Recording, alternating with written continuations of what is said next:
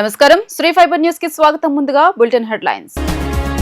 కూటమి అభ్యర్థి ఆలపాటి రాజేంద్ర ప్రసాద్ కు జనసేన అధినేత పవన్ కళ్యాణ్ మద్దతు. మొదటి ప్రాధాన్యత ఓటు వేసి ఆలపాటిని గెలిపించాలని పిలుపు. మండలిలో కూటమి వర్సెస్ వైసీపీ సవాళ్లు ప్రతి సవాళ్లతో వాడివేడి చర్చ.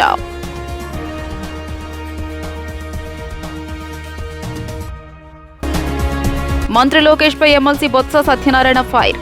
వైసీపీ నేతలను బెదిరించే విధంగా లోకేష్ మాట్లాడుతున్నారని ఆగ్రహం.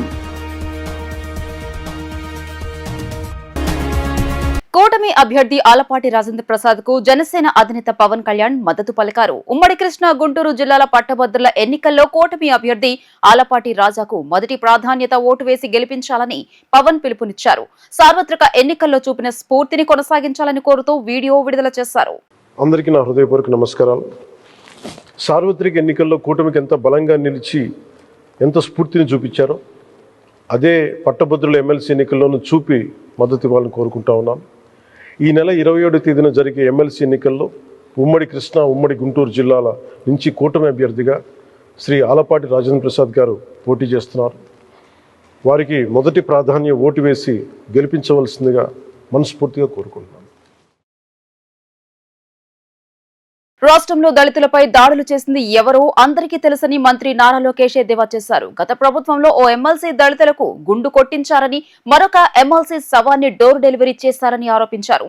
దళితుల పట్ల దారుణాలు చేసిన వారంతా కౌన్సిల్లోనే ఉన్నారని మండిపడ్డారు.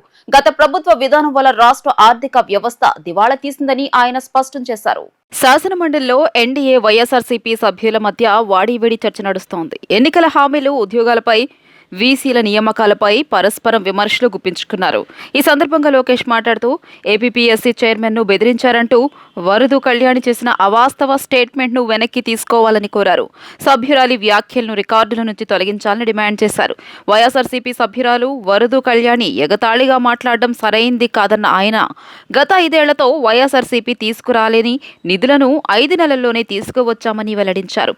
రాష్ట్రంలో ఉన్న వాలంటీర్లతో రాజీనామా చేయించింది వైఎస్ఆర్సీపీ సర్కారే అని, ఇప్పుడు మాపై నిందలు మోపడం సరైంది కాదని ఆయన అన్నారు.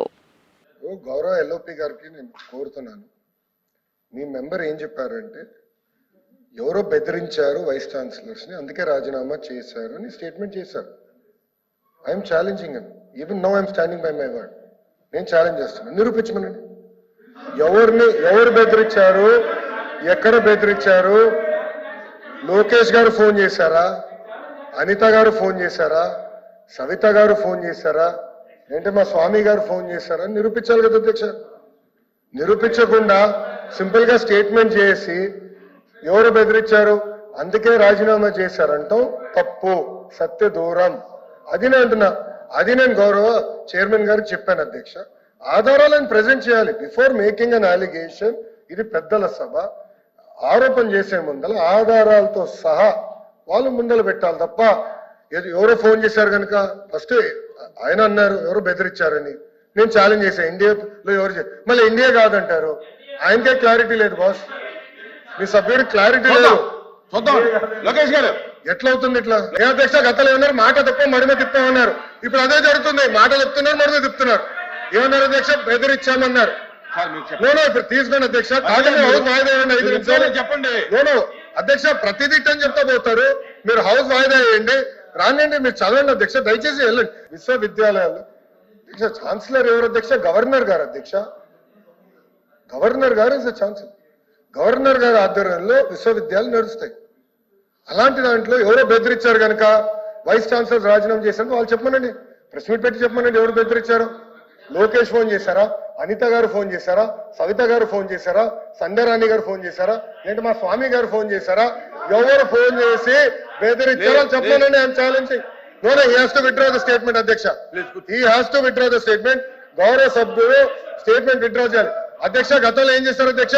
ఏపీపీఎస్సీ చైర్మన్ గారు ఆయన రూమ్ లోకి వెళ్లకుండా తాళాలు వేశారు అధ్యక్ష, మర్చిపోయారా? ఏపీపీఎస్సీ చైర్మన్ రూమ్ లోకి వెళ్ళి తాళాలు వేసి పంపించారు అధ్యక్ష. వీళ్ళు మాట్లాడేది అధ్యక్ష, వీళ్ళు మాట్లాడేదా? చిత్తశుద్ధి కూడా వీళ్ళు మాట్లాడా? No, he has to withdraw the statement అధ్యక్ష. గౌరవ సభ్యుడు స్టేట్మెంట్ విత్డ్రా చేయాలి అధ్యక్ష. ఇది కరెక్ట్ కాదు అధ్యక్ష. ఏంటి అధ్యక్ష ఇది? గవర్నర్ గారిని కించపరిచే విధంగా మాట్లాడినట్టుంది అధ్యక్ష. He is the chancellor, honourable governor is the chancellor of the universities. ఇట్లా మారితే ఎట్లా? ప్రతి విషయంలో మారితే ఎట్లా అధ్యక్ష? గౌరవ మాజీ విద్యాశాఖ మంత్రి గారిని అడిగేది ఏంటంటే ఆధారాలు ఉంటే ఇమ్మనండి, ఎంక్వైరీ చేస్తా. Okay, let him give proof, I will put enquiry. అరే మళ్ళీ ఆరోపణలు ఎటు చేస్తాడబ్బా బొత్స గారు? ఆరోపణలు ఎటు చేస్తాడండి? ఎవరో బెదిరించాడు? ఇవ్వండి ఆధారాలు ఇవ్వమని ఎంక్వైరీ చేస్తా. I'm challenging your member. I will put enquiry now. Are you ready? Are you ready? I'm ready now. Enquiry ready ఉన్న ఆధారాలు ఇవ్వమనండి. ఒకటైనా ప్రూఫ్ ఉండాలి కదా సార్. రాంగోపాల్ రెడ్డి గారు ఎంక్వైరీ చేసాక సిద్ధంగా ఉన్నా. ఎంక్వైరీ చేస్తా, 100% చేస్తా. ఎంక్వైరీ ఆర్డర్ చేస్తా. రాంగోపాల్ రెడ్డి ల్యాప్టాప్ నా దగ్గర ఉంది, గ్రీన్ చేపిస్తా. రాంగోపాల్ రెడ్డి గారు ఒక్క ఆధారం లేకుండా మీరు ఎంక్వైరీ చేసినది ఏంటి సార్ ఇది? అంటే మీరు ఎదంటే ఆరోపణలు చేస్తారు. ఎట్లా అవుతుంది అధ్యక్ష? ఆయన ఏమన్నారు? ఎవరో బెదిరించారు, భయపడిచ్చారు, వాళ్ళు రాజీనామా చేసి పారిపోయారు అన్నాడు. అవునా? ఎవరు చెప్పారు మీకు అది? ఎవరు చెప్పారు అధ్యక్ష? గౌరవ సభ్యుడు ఎవరు చెప్పారు చెప్పండి. మాజీ వీసీ గారు ఫోన్ చేశారా? వాట్సాప్ మెసేజ్ పెట్టారు చెప్పండి. మీలాగా ఫోన్ టాపింగ్ నేను చేయను కదా, పెట్టమనండి, వివరాలు ఇవ్వనండి. I will definitely take action. I promise. LOP గారికి నేను ప్రామిస్ ఇస్తున్నా, ఐ విల్ టేక్ యాక్షన్. ఆధారాలు ఇవ్వనండి సార్. ఏదో ఇవ్వనండి, ఒక ఆధారాలు ఇచ్చి ఫలానా వ్యక్తి అనిత గారు ఫోన్ చేశారు, లోకేష్ ఫోన్ చేశారు, స్వామి గారు ఫోన్ చేశారు, ఏదో ఉండాలి కదా. లేకుండా సింపుల్ గా ఇట్లా ఏదో సృష్టించి ఎవడో రాజీనామా చేయమన్నాడు ఏంటి సార్ ఇది? మీరు కూడా పెద్దలు, ఎన్నోసార్లు మంత్రిగా చేశారు ఎల్ఓపి గారు. You're very senior leader. Lokesh గారు this not fair please. Assembly సమావేశాల్లో ఏపీ గవర్నర్ అబ్దుల్ నజీర్ ప్రసంగం సత్యదూరంగా ఉందని మాజీ మంత్రి వైసీపీ అగ్రనేత బొత్స సత్యనారాయణ అన్నారు. గవర్నర్ ప్రసంగంలో క్లారిటీ లేదన్నారు. గత ప్రభుత్వం చేసిన విధ్వంసం అంటూ గవర్నర్ ప్రసంగించడం కరెక్ట్ కాదని చెప్పారు. కూటమి ప్రభుత్వం అధికారంలోకి వచ్చిన తర్వాత 21 యూనివర్సిటీ వీసీలలో 19 మందిని రాజీనామా చేయించారని ఆయన అన్నారు. ఏపీ అసెంబ్లీ మీడియా పాయింట్ లో బొత్స సత్యనారాయణ మాట్లాడుతూ సందర్భం కాని అంశాలను మంత్రి నారా లోకేష్ సభలో మాట్లాడుతున్నారని చెప్పారు. వైసీపీ నేతలను బెదిరించే విధంగా లోకేష్ మాట్లాడుతున్నారని బొత్స సత్యనారాయణ ఫైర్ అయ్యారు. ఆ బెదిరింపులకు భయపడేదే లేదు, అవసరమైతే విచారణ చేసుకోవాలని బొత్స సత్యనారాయణ సవాల్ విసిరారు. గ్రూప్ 2 పరీక్షల్లో కూటమి ప్రభుత్వం అభ్యర్థులను మభ్యపెట్టిందని విమర్శించారు. ఉప ముఖ్యమంత్రి పవన్ కళ్యాణ్ కు రాజకీయ అవగాహన లేదని ఆవేశంతో మాట్లాడి ఉంటారని బొత్స అన్నారు. పవన్ కళ్యాణ్ అపోజిషన్ లో ఉంటానంటే తమకు అభ్యంతరం లేదని చెప్పారు. తాము పదవులను కాపాడుకోవడానికి అసెంబ్లీకి హాజరు కాలేదని స్పష్టం చేశారు. ఎటువంటి పరిస్థితులు ఎదుర్కోవటానికైనా తాము సిద్ధంగా ఉన్నామని ఆయన తెలియజేశారు. సంబంధిత మంత్రి విద్యాశాఖ మంత్రి గారు లేచి కాదు, నో, అది కరెక్ట్ కాదు, మీరు దానికి ఉంటే ఆ రుజువులు సాక్ష్యాలు చెప్పండి అని చెప్పని ఆయన అన్నారు. వారు మాట్లాడికంట ఇంటరప్షన్ చేస్తూ మంత్రులు ఎప్పటికప్పుడే ఇంటర్వ్యూన్ అవుతూ దాన్ని అడ్డుకోవడానికి ప్రయత్నం చేశారు. మేము ఒకటే ప్రశ్నించాను, నేను లేచి ఎల్ఓపిగా లీడర్ ఆఫ్ అపోజిషన్గా మా పార్టీ తరఫున ఒకటే అడిగాం, సూటిగా ఇవాళ జరుగుతున్న డిస్కషన్లో సూటిగా చెప్తున్నాం. వాళ్ళు ఇచ్చిన రాజీనామా లేఖల్లో ఎవరైతే వైస్ ఛాన్సలర్స్ ఉన్నారో వాళ్ళు ఇచ్చిన రాజీనామా లేఖల్లో మాకు ఉన్నత విద్యాశాఖ కార్యదర్శిగా ఉన్న వ్యక్తి ఐఏఎస్ ఆఫీసరు వారు ఫోన్ చేశారు. వారితో పాటు హైయర్ ఎడ్యుకేషన్ చైర్మన్గా ఇన్ఛార్జ్ చైర్మన్ ఉన్న వారు ఫోన్ చేశారు. మా రాజీనామాలు డిమాండ్ చేశారు, తీరవలసిందే అని చెప్పి పట్టుబట్టారు. మేము వచ్చి గౌరవప్రదంగా అని మేము దాన్ని ఇచ్చామని చెప్పి లేఖలో కూడా రాశారు.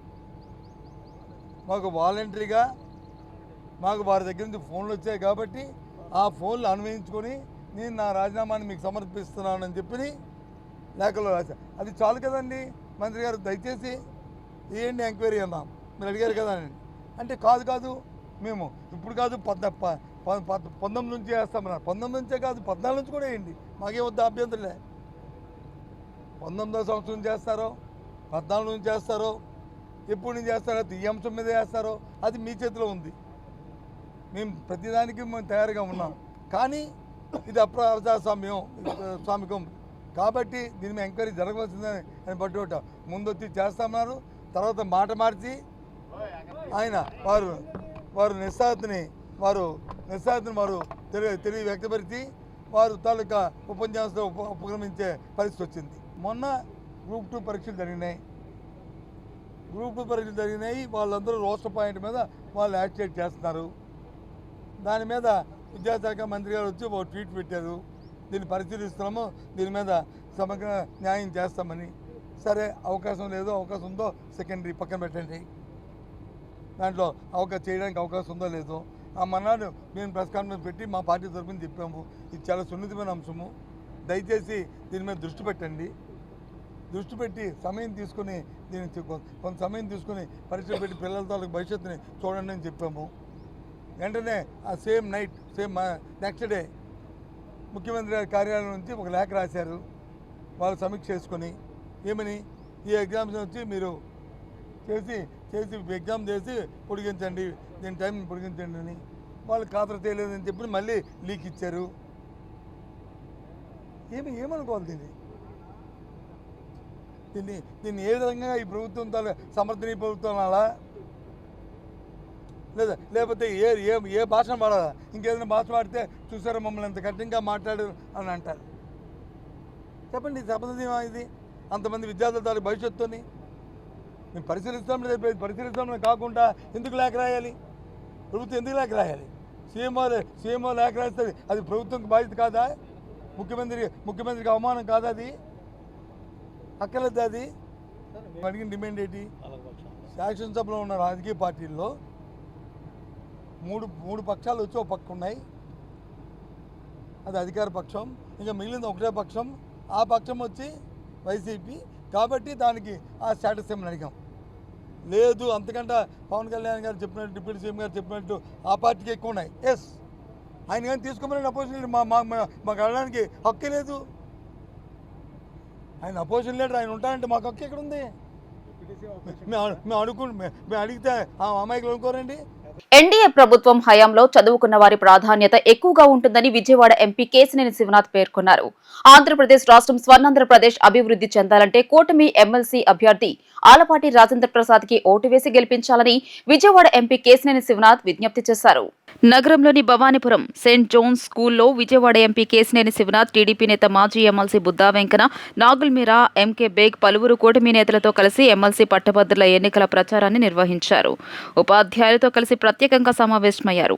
ఎంపీ కేశినేని శివనాథ్ మాట్లాడుతూ ఈ నెల 27న జరిగే ఎమ్మెల్సీ ఎన్నికల్లో పట్టభద్రులు విజ్ఞతతో ఆలోచించి కూటమి అభ్యర్థి ఆలపాటి రాజేంద్ర ప్రసాద్ కి ఓటు వేసి గెలిపించాలని కోరారు. ఎన్డీఏ ప్రభుత్వం హయాంలో చదువుకున్న వారి ప్రాధాన్యత ఎక్కువగా ఉంటుందని తెలియజేశారు. ఇక్కడ ఎక్కువగా మహిళా ఉపాధ్యాయులే ఉన్నారని, మీ అందరినీ దృష్టిలో పెట్టుకుని కూటమి ప్రభుత్వం చక్కటి పరిపాలన అందిస్తోందన్నారు. మీకు ఏ సమస్యలు ఉన్నా మేము దగ్గర ఉండి సమస్యలు పరిష్కరిస్తామని ఎంపీ చిన్ని హామీ ఇచ్చారు. గత ప్రభుత్వం హయాంలో కనీసం కార్పొరేటర్ కూడా మీ దగ్గరికి రాలేదు అన్నారు. ప్రతిపక్షంలో ఉన్న, అధికారంలో ఉన్న మేము ఎప్పుడూ మీకు అందుబాటులోనే ఉంటామని స్పష్టం చేశారు. సార్వత్రిక ఎన్నికల్లో మాకు ఎంతటి ఘన విజయం అందించారు, అదేవిధంగా ఎమ్మెల్సీ ఎన్నికల్లో ఆలపాటి రాజేంద్ర ప్రసాద్ అధిక మెజారిటీతో గెలిపిస్తారని భావిస్తున్నట్లు చెప్పారు. మన పిల్లలకు మన ప్రాంతంలో ఉద్యోగాలు చేసే విధంగా రాజధాని మన ప్రాంతంలోనే నిర్మాణం జరుగుతుందన్నారు. ఆంధ్రప్రదేశ్ రాష్ట్రం స్వర్ణాంధ్రప్రదేశ్ అభివృద్ధి చెందాలంటే కూటమి ఎమ్మెల్సీ అభ్యర్థి ఆలపాటి రాజేంద్ర ప్రసాద్కి ఓటు వేసి గెలిపించాలని ఆయన విజ్ఞప్తి చేశారు. ఇవాళ సెయింట్ జాన్ స్కూల్లో ఎమ్మెల్సీ ఎలక్షన్ సందర్భంగా ఆలపాటి రాజేంద్ర ప్రసాద్ గారిని ఓటేయమని అభ్యర్థించడానికి ఇక్కడికి రావడం జరిగింది. వాళ్ళందరూ కూడా తెలుగుదేశం పార్టీ అభ్యర్థిని ఘన విజయం చేకూర్చాలని అందరూ కూడా కృతనిశ్చయంతో ఉన్నారు. వాళ్ళందరూ కూడా తప్పకుండా ఓటేస్తామని చెప్పారు. ఎందుకంటే చంద్రబాబు నాయుడు గారు ముఖ్యమంత్రిగా ఉంటే పిల్లల భవిష్యత్తు బాగుంటుంది, రేపు 2047 స్వర్ణాంధ్రప్రదేశ్కి బాటలు వేస్తాయని. ఎందుకంటే ముఖ్యంగా చదువుకున్న వాళ్ళు చంద్రబాబు నాయుడు గారు రాష్ట్రం అభివృద్ధి చేయాలని ముందుగా గుర్తించారు. అంతేకాకుండా అన్ని వర్గాలు గుర్తించడం వల్ల మేము గత ఎన్నికల్లో భారీ మెజార్టీతో గెలిచాం. తప్పకుండా 7వ తారీఖు జరగబోయే ఎమ్మెల్సీ ఎన్నికల్లో 1వ నెంబర్ గుర్తు మీద 1వ నెంబర్ వేసి ఓటు వేసి ఆలపాటి రాజేంద్ర ప్రసాద్ గారిని ఘన విజయం అందించబోతున్నారు. తప్పకుండా అందరికీ ధన్యవాదాలు. Thank you. గంజాయి డ్రగ్స్ రహిత రాష్ట్రంగా చేసేందుకు సమన్వయంతో పనిచేయాలని సీఎస్ విజయానంద్ ఆదేశించారు. కేంద్ర రాష్ట్ర ప్రభుత్వ విభాగాలు, సంబంధిత ఏజెన్సీలు సమన్వయంతో పనిచేసి రాష్ట్రాన్ని గంజాయి డ్రగ్స్ రహిత రాష్ట్రంగా తీర్చిదిద్దేందుకు చర్యలు తీసుకోవాలని సూచించారు. గంజాయి డ్రగ్స్ కు బానిసలైన వారిలో మార్పు తెచ్చేందుకు ఏర్పాటు చేసిన పునరావాస కేంద్రాలు పూర్తి స్థాయిలో మరింత బలోపేతం చేయాలని సీఎస్ విజయానంద్ సంబంధిత శాఖల అధికారులకు స్పష్టం చేశారు. రాష్ట్రాన్ని గంజాయి డ్రగ్స్ రహిత రాష్ట్రంగా తీర్చిదిద్దేందుకు సంబంధిత కేంద్ర రాష్ట్ర ప్రభుత్వ విభాగాలు పూర్తి సమన్వయంతో పనిచేయాల్సిన ఆవశ్యకత ఉందని ప్రభుత్వ ప్రధాన కార్యదర్శి కె విజయానంద్ సూచించారు. నార్కో కోఆర్డినేషన్ కు సంబంధించి మొదటి రాష్ట్ర స్థాయి సమావేశం రాష్ట్ర సచివాలయంలో ఆయన అధ్యక్షతన జరిగింది. ఈ సందర్భంగా సీఎస్ మాట్లాడుతూ గంజాయి సాగును పూర్తిగా నిర్మూలించేందుకు చర్యలు తీసుకోవాలని చెప్పారు. ఇందుకు కేంద్ర రాష్ట్ర ప్రభుత్వ విభాగాలు సంబంధిత ఏజెన్సీలు సమన్వయంతో పనిచేసి రాష్ట్రాన్ని గంజాయి డ్రగ్స్ రహిత రాష్ట్రంగా తీర్చిదిద్దేందుకు చర్యలు తీసుకోవాలని సూచించారు. ఈ లక్ష్యంతోనే గత నవంబర్ నుండి రాష్ట్రంలో ప్రత్యేకంగా elite anti narcotics group for law enforcement ఏర్పాటు చేయడం జరిగిందని తెలిపారు. గంజాయి డ్రగ్స్ నియంత్రణకు సంబంధించి సరిహద్దు రాష్ట్రాలతో కూడా ఎప్పటికప్పుడు సమన్వయం చేసుకుంటూ వీటిని పూర్తిగా నిర్మూలించే విధంగా ప్రతి విభాగం కృషి చేయాల్సిన అవసరం ఉందని సీఎస్ విజయానంద్ స్పష్టం చేశారు. గంజాయి డ్రగ్స్ కు బానిసలైన వారిలో మార్పు తెచ్చేందుకు ఏర్పాటు చేసిన పునరావాస కేంద్రాలు, డీ అడిక్షన్ కేంద్రాలను పూర్తి స్థాయిలో మరింత బలోపేతం చేయాలని సీఎస్ విజయానంద్ సంబంధిత శాఖల అధికారులకు స్పష్టం చేశారు. ప్రతి 3 మాసాలకు ఒకసారి రాష్ట్ర స్థాయి కమిటీ సమావేశాన్ని నిర్వహించి సమీక్షించడం జరుగుతుందని తెలియజేశారు. అదేవిధంగా జిల్లా స్థాయిలో కూడా జిల్లా కలెక్టర్ల అధ్యక్షతన గల జిల్లా నార్కో కమిటీల సమావేశాలను కూడా క్రమం తప్పక నిర్వహించాలని ఆదేశించారు.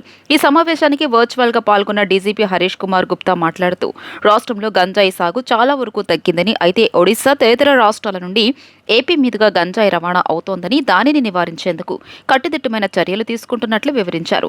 గంజాయి డ్రగ్స్ సరఫరా, రవాణా చేసే అంతర్రాష్ట్ర గ్యాంగులకు సంబంధించిన డేటాబేస్ను సిద్ధం చేసి వివిధ విభాగాల సమన్వయంతో వాటి రవాణాను అరికట్టేందుకు చర్యలు తీసుకునేందుకు చర్యలు చేపట్టనున్నట్లు తెలియజేశారు. ఇందుకు రైల్వే, రవాణా, పోస్టల్ తదితర విభాగాల సమన్వయంతో కట్టుదిట్టమైన చర్యలు తీసుకోవాల్సి ఉందని పేర్కొన్నారు. గన్నవరం తెలుగుదేశం పార్టీ కార్యాలయంలో కంప్యూటర్ ఆపరేటర్ సత్యవర్ధన్ ను బెదిరించి కిడ్నాప్ చేసిన కేసులో రిమాండ్లో ఉన్న మాజీ ఎమ్మెల్యే వల్లభనేని వంశీమోహన్ ను కోర్టు ఆదేశాలతో పోలీసులు కస్టడీకి తీసుకున్నారు. విజయవాడ జిల్లా జైలు నుంచి కస్టడీకి తీసుకున్న పోలీసులు తొలుతగా జీజీహెచ్ కు తీసుకువెళ్లి వైద్య పరీక్షలు చేయించారు. అనంతరం కృష్ణలంక పోలీస్ స్టేషన్ కు తీసుకువెళ్లి విచారణ చేపట్టారు. వల్లభనేని వంశీమోహన్ పై పటమట పోలీస్ స్టేషన్ లో కేసు నమోదైన నేపథ్యంలో 14 రోజులు రిమాండ్లో ఉన్నారు. అయితే వంశీమోహన్ ను కస్టడీకి ఇవ్వాలని పోలీసులు కోరిన నేపథ్యంలో పోలీసు కస్టడీకి న్యాయస్థానం ఆదేశించింది.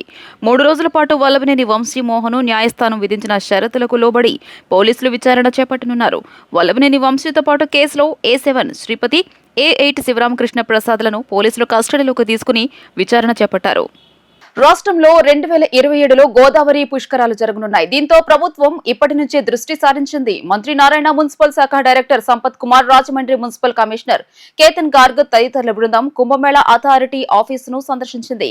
కుంభమేళా ఏర్పాట్లు, రద్దీ నిర్వహణ, ట్రాఫిక్ నియంత్రణ, భద్రతా చర్యల గురించి మంత్రి బృందానికి కుంభమేళా ఆఫీసర్ విజయ్ కిరణ్ ఆనంద్ ప్రెజెంటేషన్ ఇచ్చారు. 2027లో గోదావరి పుష్కరాలు, Prayagraj Kumbh Mela authority command control room, స్నాన ఘాట్లను పరిశీలించిన మంత్రి నారాయణ బృందం కుంభమేళా ఏర్పాట్లు, రద్దీ నిర్వహణ, ట్రాఫిక్ నియంత్రణ, భద్రతా చర్యలపై అధ్యయనం, ఏపీ మున్సిపల్ పట్టణాభివృద్ధి శాఖ మంత్రి పొంగూరు నారాయణ నేతృత్వంలోని అధికారుల బృందం ప్రయాగ్రాజ్లో పర్యటించింది. కుంభమేళా ఏర్పాట్ల అధ్యయనానికి మంత్రి నారాయణ బృందం ఈ పర్యటన చేపట్టింది. 2027లో ఏపీలో గోదావరి పుష్కరాలు జరగనున్న నేపథ్యంలో ఏర్పాట్లపై కుంభమేళాలో మంత్రులు, అధికారులు అధ్యయనం చేస్తున్నారు. ఈ క్రమంలో ప్రయాగ్రాజ్ చేరుకున్న మంత్రి నారాయణ, మున్సిపల్ శాఖ director Sampath Kumar, Rajahmundry municipal commissioner Ketan Garg తదితరుల బృందం కుంభమేళా అథారిటీ ఆఫీసును సందర్శించింది. కుంభమేళా ఏర్పాట్లు, రద్దీ నిర్వహణ, ట్రాఫిక్ నియంత్రణ, భద్రతా చర్యల గురించి మంత్రి బృందానికి కుంభమేళా ఆఫీసర్ విజయ్ కిరణ్ ఆనంద్ ప్రెజెంటేషన్ ఇచ్చారు. Kumbh Mela authority command control room, స్నానఘాట్ల వద్ద ఏర్పాట్లను అక్కడి అధికారులతో కలిసి మంత్రి బృందం పరిశీలించింది. పారిశుద్ధ్య నిర్వహణ, డ్రైనేజ్ లో పూడికలు తీయడం నిరంతరం జరుగుతూ ఉండాలని నగరపాలక సంస్థ కమిషనర్ ధ్యాన్ చంద్ర తెలియజేశారు. తమ ఛాంబర్లో శాఖాధిపతులతో సమీక్ష సమావేశం నిర్వహించారు. ఈ సమావేశంలో పారిశుద్ధ్య నిర్వహణ, డ్రైనేజ్ లో పూడికలు తీయడం నిరంతరం జరుగుతూ ఉండాలని అధికారులను ఆదేశించారు. మైనర్, మీడియం, మేజర్ డ్రైన్లన్నీ డీసిల్టింగ్ పనులని పూర్తి చేయాలని అన్నారు. నగరాన్ని గుంతలు రహిత నగరంగా తీర్చిదిద్దాలని, నిత్యం పారిశుద్ధ్య నిర్వహణ, డ్రైన్ల డీసిల్టింగ్, పార్ట్ హోల్స్ నిర్వహణ జరుగుతుండాలని అధికారులను ఆదేశించారు. రాష్ట్ర అభివృద్ధి ప్రజాశాంతి పార్టీతోనే సాధ్యపడుతుందని ఆ పార్టీ వ్యవస్థాపకుడు కేఏ పాల్ అన్నారు. ప్రజాశాంతి పార్టీకి చట్టసభల్లో ఒక్క సీటు కూడా లేనప్పటికీ నిరంతరం ప్రజా సమస్యలపై పోరాటం చేస్తుందని చెప్పారు. ప్రజాశాంతి పార్టీ అధికారంలోకి వస్తే 1 సంవత్సరంలోని రాష్ట్ర సమస్యల్ని పరిష్కరిస్తానని చెప్పారు.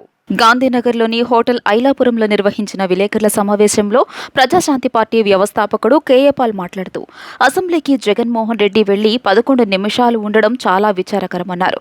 ప్రజల కోసం వైసీపీ నాయకులు అసెంబ్లీకి వెళ్లి పోరాడలే తప్ప ప్రజలు పదవులు ఇచ్చినా వినియోగించుకోకపోవడం బాధాకరమన్నారు. ప్రజాశాంతి పార్టీకి ఒక్క ఎమ్మెల్యే సీట్లు లేకపోయినా ప్రజల సమస్యలపై నిరంతరం పోరాడుతున్న పార్టీగా చెప్పారు. ఎన్నికల ముందు పవన్ కళ్యాణ్ రాష్ట్రంలో 30,000 మంది మహిళలు మిస్సింగ్ అని అన్నాడని, పవన్ ఇప్పుడు వారి గురించి ఎందుకు మాట్లాడడం లేదో చెప్పాలన్నారు. పవన్ కళ్యాణ్కి సమస్యలు వినడం తప్ప పరిష్కారం చేయడం చేత కాదని కేఏ పాల్ ఎద్దేవా చేశారు. పవన్ రాజకీయాలకు పనికిరాడన్నారు. కూటమి ప్రభుత్వం కోట్ల అప్పులతో రాష్ట్రం సర్వనాశనం చేస్తోందని అన్నారు. తెలుగు రాష్ట్రాల్లో ఉన్న అన్ని పార్టీలు మోదీకి తొత్తులుగా మారాయని, ప్రజాశాంతి పార్టీ మాత్రమే ప్రజల శ్రేయస్సు కోసం పనిచేస్తుందన్నారు. ప్రజాశాంతి పార్టీ అధికారంలోకి వస్తే రాష్ట్ర సమస్యలను కేవలం 1 ఏడాదిలోనే పరిష్కరిస్తానని చెప్పారు. ఆంధ్రప్రదేశ్ అసెంబ్లీ నిన్న ఆరంభం అవడం, జగన్మోహన్ రెడ్డి గారు వెళ్ళి అనేక నెలల తర్వాత కేవలం 11 నిమిషాలే ఉండి ఆ 11 మంది ఎమ్మెల్యేలు వెంటనే బయటకు వచ్చాడు చాలా విషాదకరం.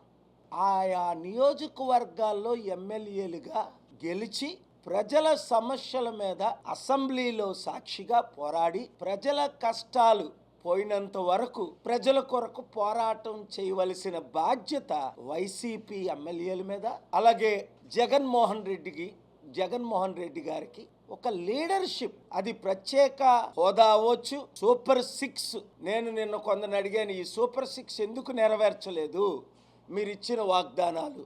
ఇది చాలా విచారం. ఆయన అసెంబ్లీలోనే పోరాడకపోతే ఇంకెక్కడ పోరాడతారు? ప్రజల కొరకు పోరాడడానికే వారిని గెలిపించారు, ప్రజల తరపుని నిలబెట్టడానికి. నాకైతే చాలా ఆశ్చర్యంగా ఉంది. మరి అలాంటప్పుడు ఆ ఎమ్మెల్యేలు రాజీనామా చేసియొచ్చు కదా. గెలుపు ఓటమి అది ఈవీఎంల ద్వారా జరగడం, ఇంకో విధంగా జరగడం మనకు తెలిసిందే. మరలా వచ్చే ఎలక్షన్స్ వరకు అసెంబ్లీని మిస్ అవ్వకూడదు, ప్రజల కొరకు పోరాడాలి అని నా సలహా. లేదంటే ప్రజలు మర్చిపోతారు. వార్తలు ముగించే ముందు హెడ్లైన్స్ మరోసారి. కూటమి అభ్యర్థి ఆలపాటి రాజేంద్ర ప్రసాద్ కు జనసేన అధినేత పవన్ కళ్యాణ్ మద్దతు. మొదటి ప్రాధాన్యత ఓటు వేసి ఆలపాటిని గెలిపించాలని పిలుపు. మండలిలో కూటమి వర్సెస్ వైసీపీ, సవాళ్లు ప్రతి సవాళ్లతో వాడివేడి చర్చ.